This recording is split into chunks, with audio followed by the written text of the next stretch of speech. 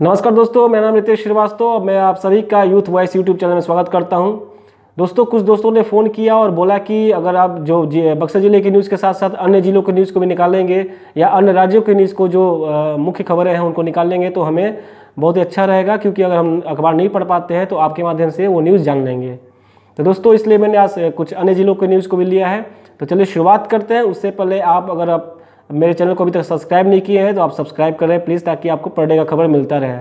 दोस्तों, आज की खबर की शुरुआत करते हैं। सबसे पहले नीतीश कुमार ने साफ तौर से ये कह दिया है कि हम जो केंद्र सरकार का गाइडलाइन है उसके अनुसार ही लॉकडाउन का पालन कर रहे हैं, और जब तक केंद्र सरकार के दिशा निर्देशों में किसी प्रकार का संशोधन नहीं होता या कोई निर्देश नहीं मिलता तब तक किसी को भी बाहर से, चाहे छात्र हो या मजदूर हो, बिहार में लाना संभव नहीं है।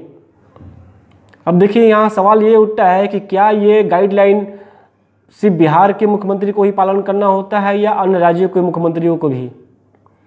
क्योंकि अन्य राज्य के मुख्यमंत्री तो अपने राज्य के फंसे हुए लोगों को, चाहे वो छात्र हो या लोग हो या मजदूर हो, उनको कुशलतापूर्वक अपने राज्य में ले आ रहे हैं। यहाँ पर किसी भी प्रकार के उल्लंघन की बात नहीं की जा रही है या किसी भी प्रकार की केंद्र सरकार की जो गाइडलाइन है उसकी उल्लंघन की बात नहीं की जा रही है।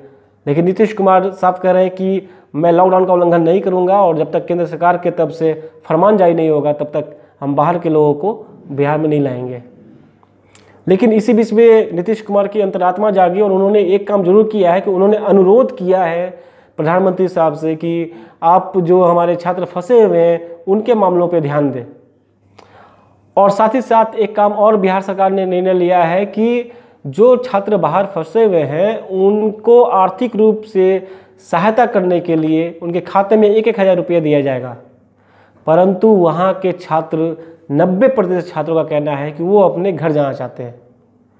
कोई भी बाहर फंसा हुआ है ऐसे आपदाई घरे में तो अपने परिवार में ही रहना चाहता है। ये बात बिहार की सरकार को समझ में नहीं आता है। क्या यही बात बिहार की सरकार आने वाले चुनाव में भी करेंगे? जब वो वोट मांगने जाएंगे तो अपने मर्जी से जाएंगे या केंद्र सरकार के दिशा निर्देशों का पालन करते हुए जब केंद्र सरकार की तरफ से फरमान जारी होगा तब वोट मांगने जाएंगे उन छात्रों या उन मजदूरों के घरों पे? अब देखते हैं कि बिहार सरकार की अंतरात्मा कब जागती है और वो कब बाहर फंसे हुए मजदूरों और छात्रों को अपने घर ले आती है। और जो अगला खबर है दोस्तों, बिहार के कोरोना मरीज के अपडेट को लेकर है। बिहार में सोमवार को सबसे अधिक 68 नए मरीज मिले हैं। एक दिन में मरीजों की मिलने की सबसे बड़ी संख्या है। जो 68 मरीज मिले हैं इसको लेकर बिहार में कुल मरीजों की संख्या 345 के करीब हो गई है। दोस्तों, जो 68 नए मरीज मिले हैं उनको मैं अपडेट करता हूं किस जिले से कितने मिले हैं। देखिए, जो 68 मिले उसमें से मुंगेर से 22 मिले हैं, रोहतास से 16 मिले हैं, भोजपुर से 7 मिले हैं, पटना में 6, मधुबनी औरंगाबाद में 5-5 मिले हैं, और लखीसराय में 3, और सारण, नवादा, पूर्णिया, दरभंगा में 1-1 मिले हैं। अब ये इस तरह से नवादा, पूर्णिया और दरभंगा ये 3 जिले हैं जो कोरोना संक्रमित जिलों की सूची में पहली बार शामिल हो गए। और जो अगली खबर है वो यह है कि सासाराम में जो पहले कोरोना पॉजिटिव पाए गए थे उसके संक्रमण में आने से सासाराम के गोरक्षनी मोहल्ले में भी कोरोना पॉजिटिव की पुष्टि की गई है। इसको लेकर प्रशासन ने गोरक्षनी मोहल्ले के सारे रास्तों को सील कर दिया है, और वहां का एक निजी क्लिनिक भी है जो कोरोना मरीज के संपर्क में आने के कारण उसको भी सील कर दिया गया है। और जो अगला खबर है वो है मुंगेर से। मुंगेर में अब तक कोरोना मरीजों की संख्या 90 पहुंच गई है। मुंगेर जिले में कोरोना संक्रमण तेजी के साथ फैल रहा है। हालांकि रविवार को जो NMCH में मरीज भर्ती थे उसमें से 5 मरीज स्वस्थ होकर अपने घर लौट गए हैं। ये एक राहत भरा समाचार है मुंगेर के लिए। हालांकि जमालपुर जिला प्रशासन के लिए सरदर्द बनता जा रहा है। वहाँ पे सबसे ज़्यादा महिलाएं और बच्चे संक्रमित हो रहे हैं। और जो अगला खबर है वो है दिल्ली से। दिल्ली में पहली बार किसी मरीज को प्लाज्मा थेरेपी दिया गया और वो पूरी तरह से स्वस्थ हो गया।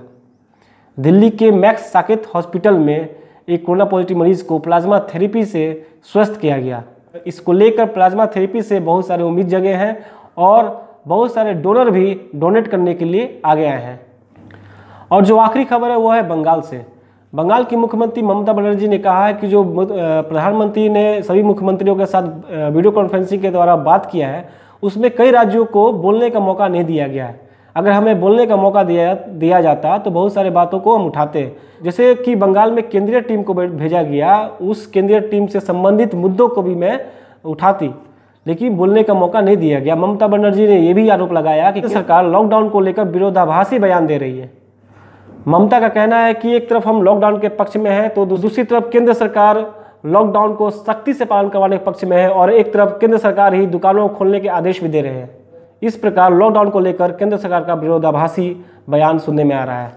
अब आगे देखना है कि केंद्र सरकार और राज्य सरकार किस प्रकार की योजनाएं बना रही हैं कोरोना से लड़ने के लिए और लॉकडाउन को समाप्त करने के लिए।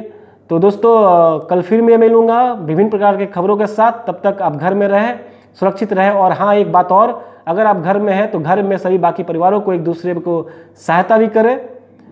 पुरुषों महिलाओं की सहायता करें, महिलाएं पुरुषों की इज्जत भी करें, और खुश रहें, हंसते रहें।